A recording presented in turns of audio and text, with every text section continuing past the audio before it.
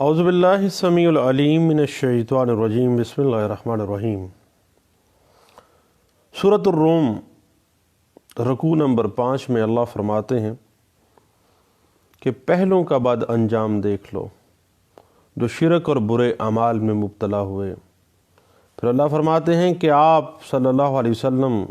اس مستحق اور سیدھے دین پر چلو اور ان سے کہو کہ قیامت کا دن ضرور آئے گا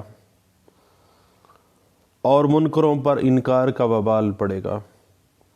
اور نیکوکاروں کو اچھا بدلہ ملے گا۔ پھر اللہ فرماتے ہیں کہ آپ صلی اللہ علیہ وسلم حق کا پیغام سناتے جائیں،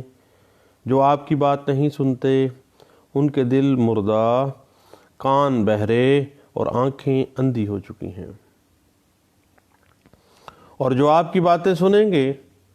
وہی ہماری آیات کو سچا مانتے ہیں، اور یہی ہیں جنہوں نے اسلام قبول کیا اور مسلم کہلائے۔ پھر سورۃ الروم کے 6 رکوع میں اللہ فرماتے ہیں کہ اللہ نے تمہیں کمزور پیدا کیا ہے، پھر اللہ نے تم کو قوت دی، پھر بڑھاپا دیا۔ قیامت کے دن گنہگار کہیں گے ہم تو ایک گھڑی سے زیادہ نہیں رہے، جبکہ ایمان والے کہیں گے کہ یہ ٹھہرنا تو قیامت کے دن تک تھا۔ پھر اللہ فرماتے ہیں کہ ہم نے قرآن میں ہر طرح کی مثالیں دیں مگر یہ لوگ ماننے کو تیار نہ ہوئے، ان کے دلوں پر اللہ نے مہریں لگا دی ہیں۔ وآخر دعوانا ان الحمد للہ رب العالمین۔ بے شک رب کا کلام سچا ہے۔ بات چل نکلی different moods to get specific relief۔ specific کے لفظی معنی ہیں مخصوص، اور ریلیف کے لفظی معنی ہیں انصاف چاہنا، یعنی مخصوص انصاف چاہنا۔ اب اسی بات کو اگر ہم لیں تو کامن لا میں ایک بڑا نام ایک جورسٹ کا سامنے آتا ہے جن کو بینتھم کے نام سے دنیا جانتی ہے۔ بینتھم نے کہا کہ اسپیسیفک ریلیف یہ ہے کہ مجھے قانون اس چیز کی ضمانت دے کہ مجھے میری چیز ملے گی، مجھے میری چیز ملے گی، یہ ہے اسپیسیفک ریلیف۔ کیونکہ قانون کی یہ ذمہ داری ہے کہ وہ چیز مجھے دلائے جو میری ہے، اور مجھے اس بات کا قانون قطعاً پابند نہ کرے کہ میں اس چیز کو چھوڑ کے کوئی اس کا متبادل لے لوں جو کہ میری چیز سے بھی کم درجے کی ہے، یعنی وہی چیز یا اس سے کم درجے کی کوئی چیز نہیں لوں گا۔ یہ ہے اسپیسیفک ریلیف۔ اب بات چل نکلتی ہے اسپیسیفک ریلیف جو ہے ایسی ریلیف ہے جو دوسری لیگل ریلیفز جو آپ لینے جاتے ہیں عدالتوں سے اس سے ٹوٹلی ڈیفرنٹ ہوتا ہے، کیونکہ مدعی سیول سوٹ کے ذریعے اپنا وہی حق حاصل کرتا ہے جس حق کو ڈیفینڈنٹ پارٹی نے چھیننے یا زائل کرنے کی کوشش کی۔ میری چیز مجھے ملے، مجھے قانون دلائے۔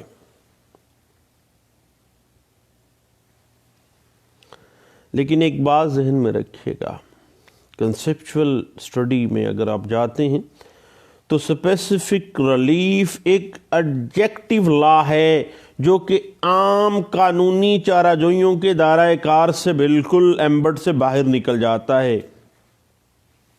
کیونکہ اسپیسیفک ریلیف ہمیشہ سے ایکوٹی پر، جسٹس پر اور گڈ کنسائنس پر بیس کرتا ہے۔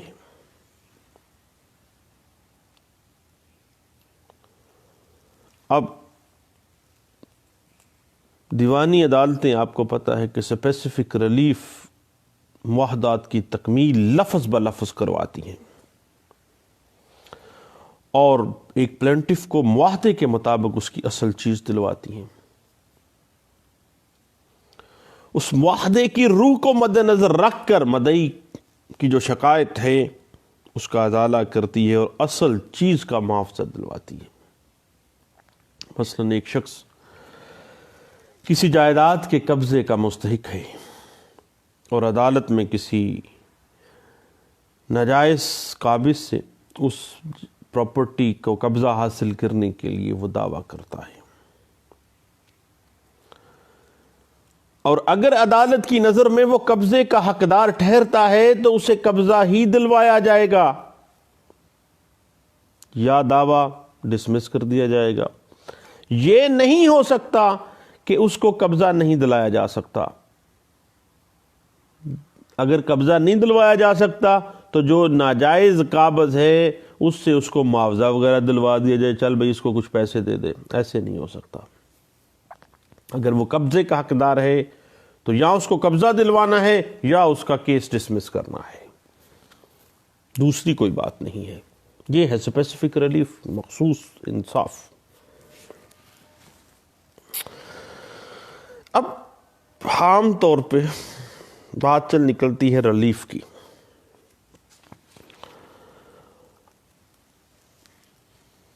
ریلیف کے حوالے سے میں ویسے آپ کو مشورہ دوں گا کہ اسپیسیفک ریلیف کے ریلیٹڈ اگر آپ مزید کچھ جاننا چاہتے ہیں کہ پاکستان میں جو پریولنٹ لا ہے اسپیسیفک ریلیف ایکٹ 1877، اس کے مطابق جو اسپیسیفک ریلیف کنسپچول کہاں پہ سٹینڈ کرتا ہے قانون کی نظر میں، تو P L D 2014 Lahore high court page 417، 2010 C L C page 642، 2010 M L D page 166، 2007 S C M R page 635، 2010 C L C page 350 اور 2009 S C M R page 19 کو دیکھیے گا۔ اب آپ کو پتہ ہے کہ سیول کورٹس عام طور پر دو قسم کے ریلیف دیتی ہیں۔ ایک تو اسپیسیفک ریلیف آ گیا جس میں جس چیز کا ایک پلینٹف حقدار ہے اسے وہی چیز دلوائی جائے، اور دوسری متبادل ریلیف، الٹرنیٹیو کوئی چیز دے دی جائے۔ مثلاً ایک آدمی کسی آدمی کے خلاف یہ دعویٰ کرتا ہے کہ اس نے معاہدے کی خلاف ورزی کی ہے جس سے اس بندے کو، اس مدعی کو نقصان اٹھانا پڑا ہے۔ دعویٰ یہ ہے کہ ڈیفینڈنٹ سے نقصان کے معاوضے کی رقم دلائی جائے۔ اب اسپیسیفک ریلیف ایکٹ کے تحت یہ داد رسی جو ہے وہ آتی ہے اور بعد میں علیحدہ دعویٰ کرنا پڑتا ہے، جو کہ چونکہ نقصان کے معاوضے کی رقم کا معاملہ ہے، ابھی ڈٹرمن ہونا ہے، دین یہ اسپیسیفک ریلیف ایکٹ کے ایمبٹ میں نہیں آئے گا۔ یعنی اسپیسیفک ریلیف ایکٹ کے تحت جو ریکوائرڈ اسپیسیفک ریلیف ہے وہ اس طرح سے دیا جائے گا جس کا جو پلینٹف ہے وہ حقدار ہے، متبادل داد رسی نہیں دی جائے گی۔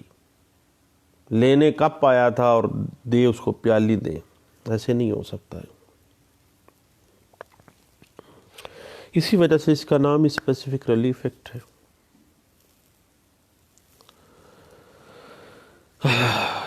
البتہ ایک اہم بات ہے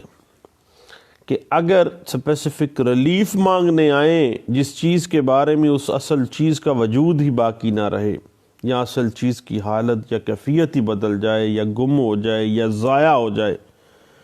تو ایسی صورت میں ڈیفینڈنٹ پارٹی کو یہ بھی آرڈر دیا جا سکتا ہے کہ وہ اب معاوضہ ادا کرے کیونکہ وہ چیز تو اویلیبل نہیں ہے،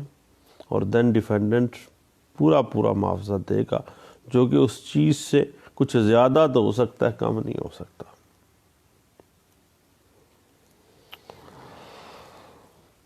اسپیسیفک ریلیف کے لیے ایک فریق جو ہے وہ کورٹ کے اندر اسپیسیفکلی ریلیف لینے کے لیے کوشش کرتا ہے،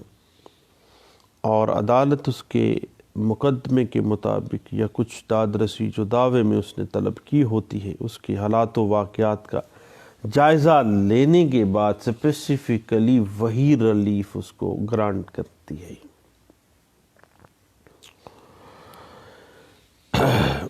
اب اگر ہم اسپیسیفک ریلیف کے آسپیکٹس پیراڈائم کو دیکھنا چاہیں تو ہمیں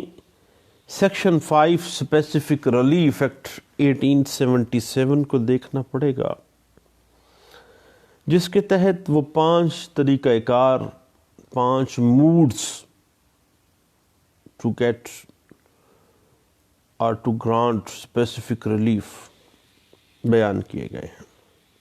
کس طریقے سے آپ نے مخصوص دادرسی حاصل کرنی ہے یا گرانٹ کرنی ہے۔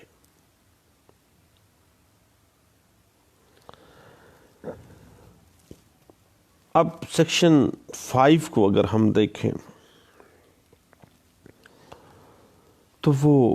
کچھ صورتحال اس طرح سے دیتی ہے کہ کسی اسپیسیفک ریلیف دینے کے لیے کسی جائیداد کا قبضہ لے کر اصل دعوے دار کو واپس کرنا، کسی شخص کو وہی کام کرنے پر مجبور کر کے جو قانوناً اس پر کرنا لازم ہے، کسی شخص کو اس کام کے نہ کرنے کر مجبور کرنا جو قانوناً اس پر نہ کرنا لازم ہے، اور پھر معاوضے کے ساتھ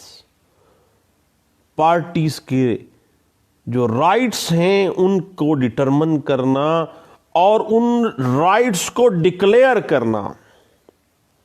یا ان رائٹس کو سیکیور کرنے کے لیے کسی ریسیور کو مقرر کرنا۔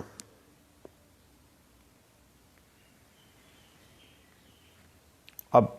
یہ موڈز جو ہیں سیکشن 5 تو دیتی ہے، لیکن اس کے علاوہ بھی اسپیسیفک ریلیف ایکٹ کے اندر کچھ اور بھی طریقہ کار اور بھی موڈز ہیں ڈیفرنٹ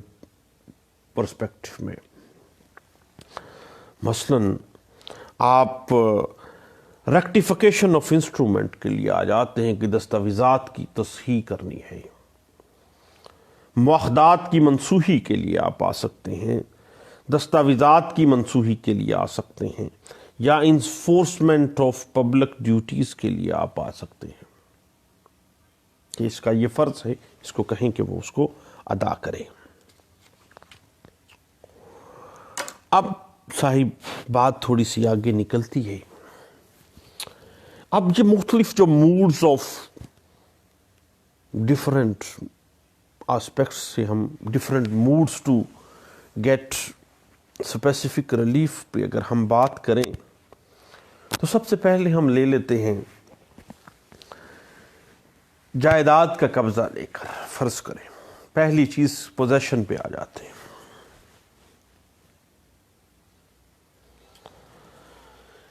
کوئی شخص اگر ناجائز طور پر کسی شخص کی کسی جائیداد سے محروم کر کے اس پہ قبضہ کر لیتا ہے تو دین ایسی جائیداد کا قبضہ واپس لے کر اس شخص کو دیا جا سکتا ہے جو حقیقی طور پر اس قبضے کا مستحق تھا یا جس نے ناجائز طور پر جائز قابض کو اس کے حق کے قبضہ سے اس کو محروم کیا۔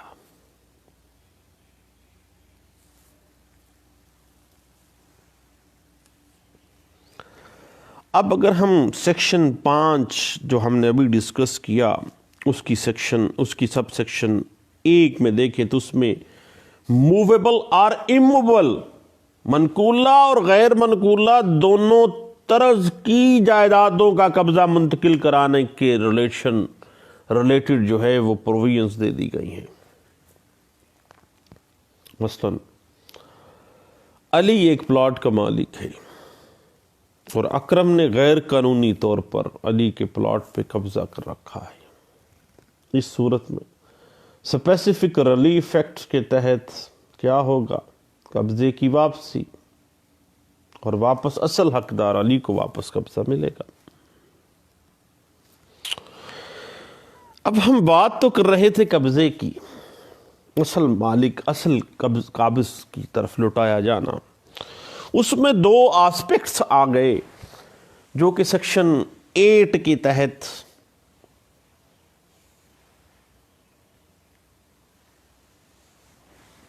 سیکشن 8 اور سیکشن 9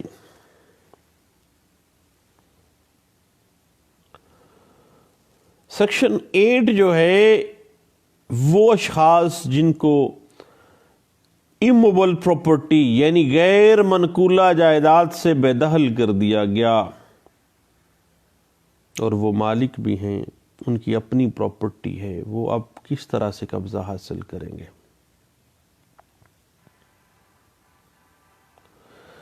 اب قانون اسپیسیفک ریلیف ایکٹ 1877 کی سیکشن 8 کہتی ہے کہ تم نے قبضہ کے لیے بربنائے ملکیت کے لیے آ جاؤ اور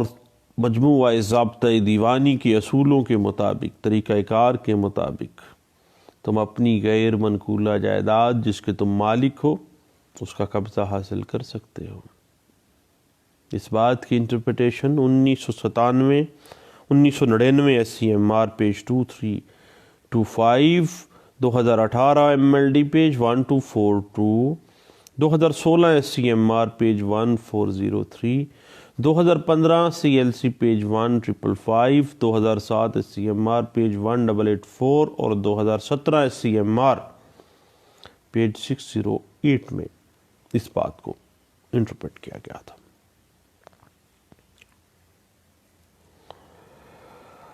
اس کے بعد سیکشن 9 آ جاتی ہے۔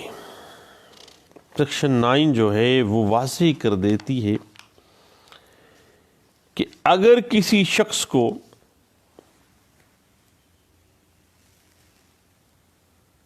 اس کی غیر منقولہ جائیداد سے اس کی مرضی کے بغیر بربنائے قبضہ، باقی بات صاحب، اس کی مرضی کے بغیر بے دخل کر دیا گیا، اب وہ جائز قابض تھا، تو وہ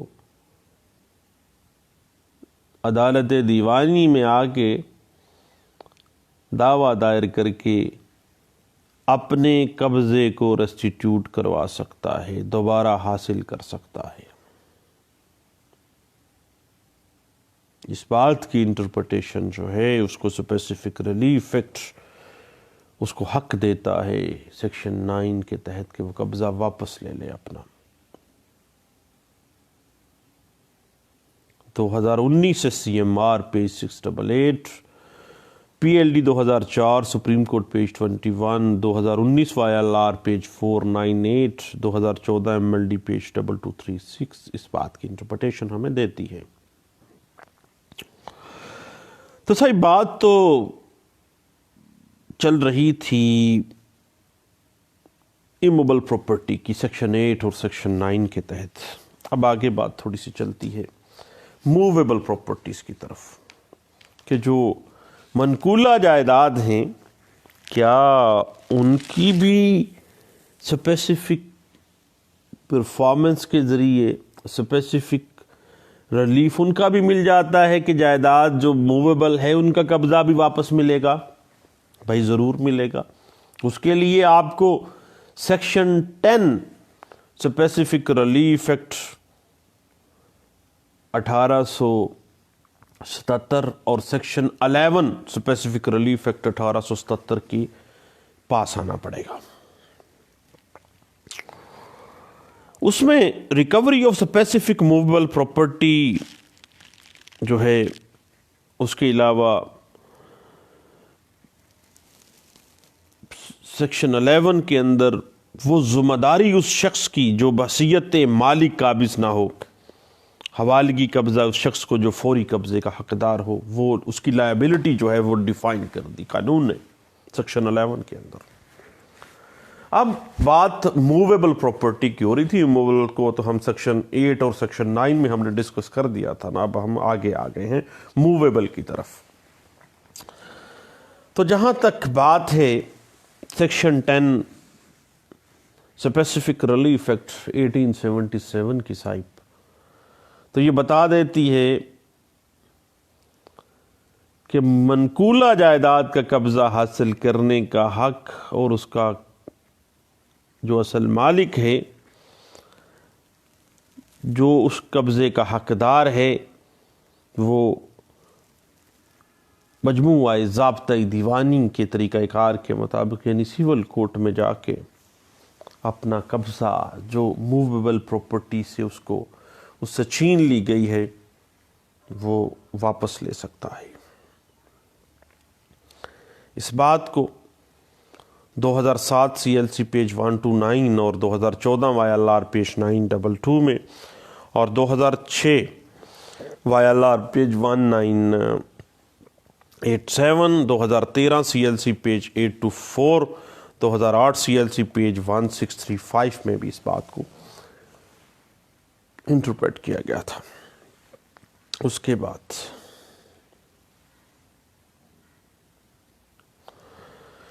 بات آگے چلتی ہے، اور اس کے لیے میں ویسے آپ کو مشورہ دوں گا کہ 2008 CLC پیج 1635 کو ضرور دیکھیے گا۔ اس کے بعد ہم آگے چلتے ہیں سیکشن 11 کی طرف، جو کہ سیکشن 11 یہ واضح کر دیتی ہے کہ اگر کوئی شخص کسی منقولہ موویبل پراپرٹی پر بغیر مالک ہونے کے قابض ہے تو دین اس کی لائبلٹی ہے، اس کی ذمہ داری ہے کہ وہ اس کا قبضہ ایسے شخص کو منتقل کرے گا جو اس کے فوری قبضے کا حقدار ہے، کیونکہ وہ مالک تو نہیں ہے، خود انجوائے کر رہا ہے اس کے قبضے کو، ذمہ داری قانون اس پہ دے رہا ہے۔